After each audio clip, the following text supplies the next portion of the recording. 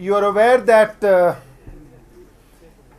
yesterday was the first day when we had taken a decision to open primary schools. Primary schools हमने कल खोले थे.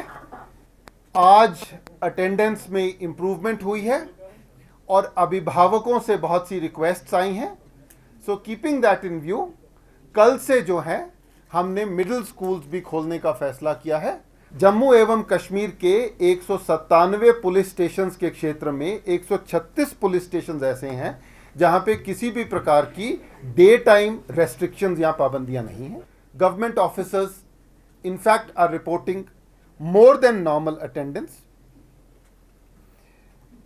जहां तक कनेक्टिविटी का सवाल है, out of almost 96,000 landlines in the state, Jammu Kashmir and Ladakh, तकरीबन 73,000 लैंडलाइंस जो हैं की रिपोर्ट है हमारे पास फंक्शनैलिटी की.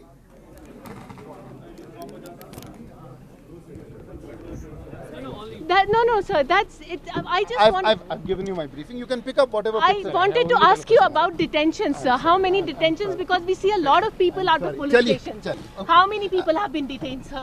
You can give me one figure. Okay.